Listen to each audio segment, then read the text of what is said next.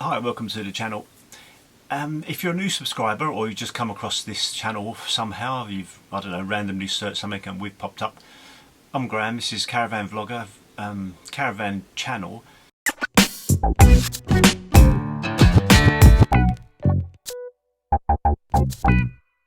So we do some how-tos, some reviews, some holiday vlogs and just a little bit of silliness here and there as well.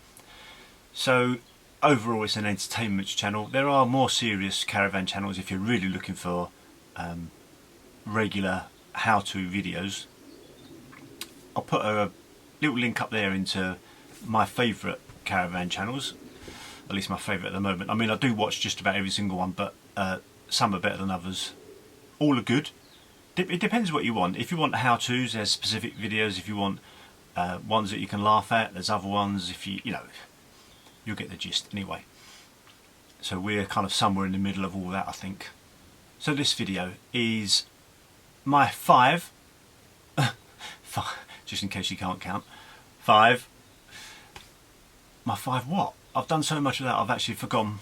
My 5 top labour saving devices for a caravan. So this is kind of a caravan tips video in between holidays and how-tos. So number 1, my favourite all-time best accessory. No, it's not. I've just got a list of 5 here. They're in no specific order. But number 1 is Cordless Drill for the caravan legs, the stays, whatever you call them. So the winder. So you know, usually you get like a windy thing here, and this, you know, it's okay to start with. But when you've been doing it 700 years and you go away more than twice a year, it's just really nice to have a drill you can just push in and wind up and wind down straight away. Any old cordless drill will do, and then you get like this extendy bar that you can, and they're just brilliant. I mean, that is actually, it probably is one of my favourite accessories that we have, labour saving anyway. Second one, motor mover. Now, you don't have to have a motor mover. I personally think that the heavier the caravan is, the more you need a motor mover, because they are kind of difficult to get on a pitch without them. We were in Chatsworth House a couple of years ago, and an old couple, they had trouble with their motor mover and they couldn't get it on the pitch because it wasn't working. So a few of us pushed it on. I can't remember what it was. It might have been a Pegasus, Bailey Pegasus possibly. But I couldn't believe how light it was. I mean, I've tried to put, we have a twin axle, and I've tried to push it a couple of years ago when our motor mover broke and we was in France. Absolute nightmare. I mean an absolute nightmare. 3 or 4 people just about moving it. And this Pegasus was like, obviously lighter ones are easier to push. So motor mover is, for me, not really a luxury, and I wouldn't have a caravan without one. It's not because I can't reverse. I can reverse onto a pitch, but sometimes, like for us, getting on the drive is much easier with a motor mover because we're on like a single track road, and I can pull up, detach the car, drive the car off, and then move the caravan in with a motor mover. It's just so much less stressful for us. Number 3, an air awning. Now, we've had full length frame awnings, and they are, well, I'll say a nightmare. You do have to be fit, and there has to be certainly more than one of you that's a willing participant, because you're putting up metal poles, and I know now they're much lighter, and I think you can get fiberglass ones, but for me, labour saving devices, they are labour saving, so make life a bit easier, but they just make the whole thing less stressful.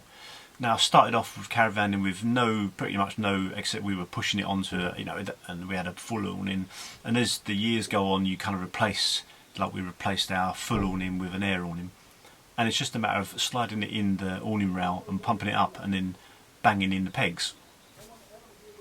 Go on to number 3, which is actually awning pegs. So moving on from, as I mentioned there, I mentioned awning pegs. So we've experimented with quite a few awning pegs. From banging ones, we start off with little metal, almost like tent pegs. They're absolutely no good unless you're on grass. They're probably okay on grass, but if you move to hard standings, you're going to need something a bit more substantial. A lot of hard standings is quite okay using metal ones. Also, I've used some bigger plastic ones. I'll try and put pictures of them up as I'm jabbering away here. But what we've ended up with now is screw-in ones that we can attach a little attachment to a drill, and you can screw them in. Now, they don't always work one site in particular, Brighton Caravan and Motorhome Club site. I don't know what they do with their pitches. If somebody knows, let me know. But their pitches are absolutely rock hard. It's all not concrete, but it's gravel. But I think it's so compressed that it's easier to hammer in a metal peg than it is to drill in. So if it's not too hard and not too soft, these ones are great. So they're screw-in awning pegs. You attach them to a cordless drill and you drill them in and also drill them out again, which is really good and makes life so much easier. I'll put a picture on. Also, below I'll put a link to our website. So I've done an article on almost like a review of awning pegs, and I think the screw-in ones are certainly one of the most popular ones that you get, I think. And lastly, just going back to the awning, again, it is labour saving but also less stressful. We have a compressor for our camper air awning, so basically I thread the awning through the rail, back the car up, attach the compressor to the car, attach it to the awning and blow it up. I think it actually takes longer than pumping it manually, but I've noticed you can get it much. I mean, it scared the life out of me, the pressure you get, because I've googled the pressure and it's something like 12 psi, and with the hand pump I've noticed I only maybe get up to 7, but I've noticed as well that if I leave it at 7 it kind of deflates a bit, whereas if I pump it up to, well, I never get to 12, I usually get to 9 and maybe 10 and I bottle it, because the bladders get so hard, it's just, you just think it's going to blow up. So I leave it at maybe 10 and it doesn't noticeably deflate. I think I maybe have a little leak somewhere, but anyway, with the compressor it doesn't deflate. Like I say, it does take a bit longer, but it's just so much easier, and you can put it on there and leave it and go and do other jobs if you're brave enough. I generally hang about and watch it. So that's it. That's just quickly my 5 top labour saving devices, or maybe accessories, caravan tips anyway. If you have a look on our website, I do certainly have affiliate links to a lot of these items, certainly the awning pegs. They prove very popular.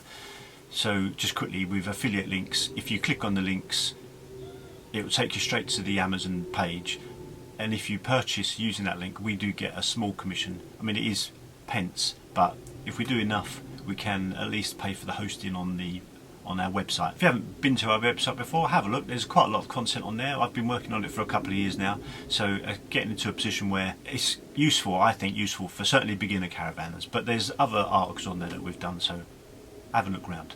Thanks for watching, see you in the next one.